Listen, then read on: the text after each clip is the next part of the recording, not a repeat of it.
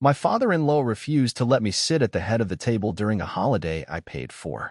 He said, "Respect is earned, not bought." I nodded and served dessert with something that would remind him who paid the bills because I've been married to my wife, Claire, for 5 years. Her family has never truly accepted me. They're the kind of people who measure everything by old traditions and who was here first. Her dad, Frank, especially. He's the kind of man who thinks being loud and stubborn makes him strong. He calls it being a real man. I call it being a bully in a polo shirt. I come from a quieter background. My parents were immigrants. I worked for everything I have. College, my job, our home, none of it was handed to me. I don't complain about it, but I also don't like being dismissed like I'm some kid playing adult. That's how Frank sees me, no matter what I do. Over the years, I tried to win them over. Paid for family dinners, always brought gifts, fixed their busted water heater once, even gave Claire's younger brother some help getting his first job. No one ever said thank you. And Frank? He made it clear I wasn't good enough. He always found something to critique. My handshake, my tie, the way I said grace before meals. Last year, Claire and I finally bought our dream house outside Durham, North Carolina. It was the result of years of grinding. I landed a huge client at work and used my bonus to fund the renovation. We picked every detail with care. And when Thanksgiving came around, I saw it as my chance to bring everyone together and maybe, just maybe, earn a little respect. I covered everything. Flights for her cousins from Denver. A catered dinner from a local chef we love. Designer plates. Linen napkins. Custom name tags at the table. Claire and I spent weeks preparing. She was proud, and I could see she hoped her family would finally see what we'd built together. They arrived the day before Thanksgiving. I picked them up from the airport. Frank didn't say much, just grunted and asked if I'd remembered to chill his favorite wine. The moment he walked into our house, he looked around like he was inspecting a hotel. No, wow. No, looks great. Just, hope you got a good deal. Thanksgiving Day, I had everything timed out. I woke up at 6 a.m. Started prepping coffee, setting the table again, double-checking the menu with the chef. I was tired, but excited. This was going to be the day I felt like part of the family. Then came seating. I had set the head of the table for myself, name card, special chair, just a small, quiet gesture. Everyone else had their assigned spots. Claire saw it and smiled. She knew what it meant to me. But when Frank walked in and saw the seating, he pulled my card off and said, "That's my spot." I thought he was joking at first. I chuckled and said, "Actually, I was going to sit there this year." He looked me dead in the eye and said, "Respect is earned, not bought." That hit me harder than I expected. I looked around. No one said a word. Claire froze. Her mom glanced at me and then looked away. Her brother avoided eye contact. It was like I didn't even exist. I swallowed my pride. I stepped aside and said, "Fine." The meal went on. Everyone ate. Frank told his usual stories. About how he used to walk 5 miles to work, how people today don't know how to hustle. He made a joke about me finally affording a real chair, and everyone laughed. I felt like I was shrinking in my own home. But I didn't speak up. I just nodded and smiled. Until dessert. Earlier that week, I had saved every receipt. Flights, catering, furniture, even the special candles on the table. I had itemized it all and printed it onto cards, one for each guest. I hadn't planned to use them. I swear I hadn't. But when Frank made that comment, something inside me snapped. I walked into the kitchen, grabbed the envelopes, and handed one to each person as I brought out dessert. Claire didn't know what I was doing. Everyone opened their envelope thinking it was a thank you note or a dessert menu. Instead, they got a list. Line by line. Cost by cost. Flights, $2,300. Catering, for $1,500. Wine, $900. Dishes and rentals, $2,200. Total, $14,762.49. And at the bottom, in bold letters, paid in full. Respect still pending. Silence. Frank looked like he bit into glass instead of pie. No one said a word for a solid minute. Claire stared at me. Her brother gave a nervous laugh. Her mom just kept blinking. That was the last time I tried to earn their respect. The silence after I handed out those receipts stretched longer than I expected. Frank didn't say anything at first. He just pushed his chair back, real slow, like he was deciding whether to throw his plate or just walk out. Claire was frozen beside me, her eyes bouncing between me and her dad. Her mom started quietly stacking dishes like nothing happened. Her brother just kept shaking his head, muttering, "Damn, no one ate the dessert." Frank finally stood up.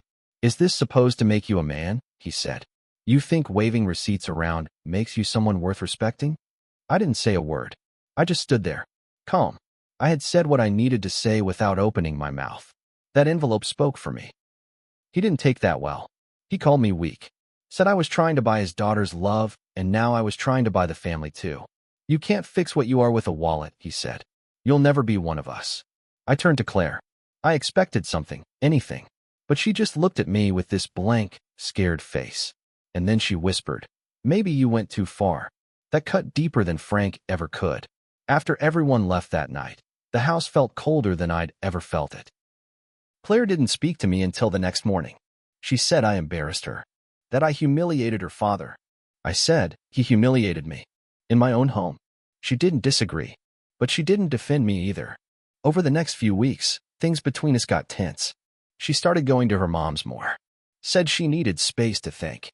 I started finding little things off, bank withdrawals I didn't recognize, missing packages I never got. One night I checked our shared savings account. She had pulled $8,000. When I asked her about it, she said it was for her brother. He'd gotten into something and needed help. No one told me. No one asked. It was my bonus that funded that account. It kept going from there. Her family stopped speaking to me. Her mom blocked me on Facebook. Her brother started leaving nasty voicemails on our home line. Claire told me it was my fault for provoking them. I told her I was done trying to be liked. Then I found out the real reason for the missing money. Her brother wasn't in trouble. He was starting a small business with Frank, a used car lot, of all things. And guess who they were using to help fund it behind my back? Me. Claire had taken my money and funneled it through a private account to help her dad and brother open a business that I wasn't even told about. They didn't even ask. And when I confronted her, all she said was, "I didn't think you'd understand." I asked her, "What else don't I understand? That I'm just your wallet? That your family doesn't even see me as human?" She said nothing. That night, I slept on the couch. The next day, she left to stay with her parents. And that's when I started planning. Not to get even. To get everything they thought they could steal from me. Claire stayed at her parents' house for a week. Then 2. She stopped answering my texts. When she finally called, it wasn't to hawk things out. It was to ask if I'd sign off on moving half the money in our joint account into one under her name, just to keep things clean. I told her no. She said she'd ask again when I was thinking more clearly. That's when I knew she never planned to come back. The betrayal started to burn in a different way. It wasn't just Frank anymore. It was her. Claire. The woman I built everything with. The woman I thought had my back. I hired a lawyer. It wasn't about divorce yet. I just wanted to protect what I had. The lawyer asked questions. Smart ones. Told me to start documenting everything. So I did. I pulled every bank statement, every text, every email about the house, the flights, the holiday. Everything with my name on it, everything they touched. Then something strange happened. I was at work, sitting in my car during lunch, when I got a call from my bank. Someone had tried to access our home equity line. Claire's name was on it. But she didn't have my permission. I froze. That's when I realized Frank and her brother weren't just using her. They were using us. They were bleeding me slowly, through her, trying to siphon what I worked for under the excuse of family. It got worse. The used car lot wasn't a real business. I checked. The name they gave didn't exist in the state registry. But the account Claire sent money to? It was tied to a shell company Frank had started 3 years ago. One that had gone bankrupt twice under different names. They were laundering money, and they were using mine to do it. I brought this to Claire when she finally came by to talk. I laid out everything, every paper, every receipt, every dollar. She denied it at first. Said she didn't know what Frank was doing. Said she thought it was legit. But then I showed her the emails, the transfers, the names. She broke. Started crying. Said she didn't know how to say no to them. Said she thought if she helped them once, they'd stop. That they'd finally see her as valuable. I asked her, what about me? What about what I built? She had no answer. I didn't scream. I didn't throw anything. I just stood up and said, "You have 24 hours to come clean or I will." She left. The next day, I got an email from her lawyer. She was filing for divorce. That same day, I got a letter from the IRS. Claire had been filing separate taxes behind my back. and Frank had listed my business address as a consultant partner on one of his fake company filings. They weren't just using me. They were setting me up. After that letter from the IRS, I stopped sleeping. Every minute of my day became about covering my back. I froze all shared accounts, closed every open line of credit, moved my direct deposit into a brand new bank. I called my CPA and spent hours untangling what they had tied me into. She found 3 more red flags: fake invoices, a rental car tied to my business, and a credit line I never opened but somehow had my social security number attached. Frank had been at this longer than I thought. Claire didn't respond to anything after her lawyer got involved. Her silence said everything. She knew. Even if she didn't plan it, she let it happen. One night, I went by the car lot they claimed to be opening. It was empty. Just a gravel patch behind a gas station. No signs, no license, nothing. But there was a camera, motion activated. I waved to it. I wanted them to know I was watching now. A week later, someone slashed 2 of my tires outside my office. I had no proof, but I knew where that message came from. Then came the smear campaign. It started small. A few friends unfollowed me online. Then a neighbor avoided me at the grocery store. Claire's brother had started telling people I was emotionally abusive, that I controlled Claire's money, that I isolated her from family. He told them I'd flipped out at Thanksgiving and tried to financially blackmail the whole family. Frank backed it up, repeating it at their church, even telling Claire's old coworkers. Suddenly, I was the villain. People who used to shake my hand crossed the street when they saw me. Someone from HR called me at work about a strange complaint, an anonymous letter accusing me of financial misconduct at the company. Luckily, nothing came of it, but it was clear what they were doing. They couldn't beat me with facts, so they came for my name. I was cornered. They wanted my money, my reputation, and the sympathy of anyone who'd listen. Claire had filed for spousal support after trying to steal from me. Frank was still operating through shell businesses, and everyone was pretending I was the problem. That's when I stopped trying to defend myself, and I started planning how to burn it all down. They thought I would fold. Frank thought I'd back down, like everyone else in his life who let his voice drown theirs out. Claire thought she could disappear into silence and let the mess wash over me while she played victim. Her brother thought he was too small time to get caught. They were all wrong. I hired a forensic accountant. Not just a regular one. This guy used to work with the FBI on corporate fraud cases. I gave him everything. Every receipt, bank statement, email, fake invoice, car rental, loan application. It took him 3 weeks. When he came back, he didn't just have a file. He had a full report.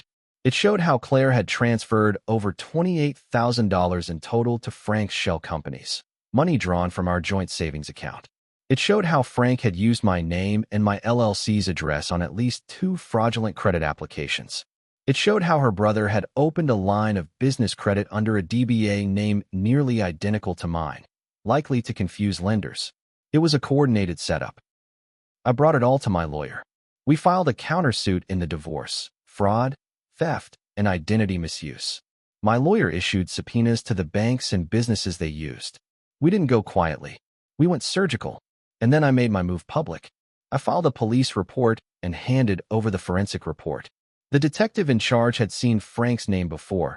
He had 2 prior complaints for fraud, both dropped by family members. This time, he wasn't so lucky. They brought him in. Claire's brother, too. Claire got served last, during a mediation hearing. She opened the manila envelope expecting another financial negotiation.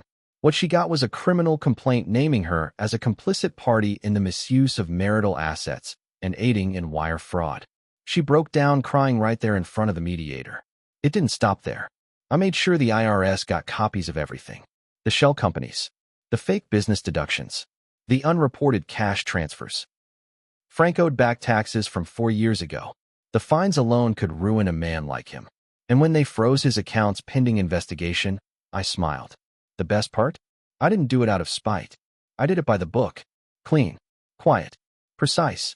Frank's name is now publicly tied to a federal fraud investigation. His assets are frozen. Claire's brother's credit is trashed. The car lot was shut down before it even opened. Claire? She lost any claim to spousal support the moment the fraud was proven. The judge not only denied her request, he granted me full control of the house, the remaining joint assets, and ordered her to pay legal fees. But I wasn't done. I shared the truth with everyone they lied to. Every neighbor, every friend, every coworker. I posted the actual court filings, the forensic reports, the police complaint numbers. No emotion, no insults, just facts. Their story didn't survive the sunlight. Suddenly, I wasn't the villain. They were. Frank no longer shows his face around town. Claire moved out of state. Her brother tried to start over, but good luck getting business credit with a federal flag on your record. And me?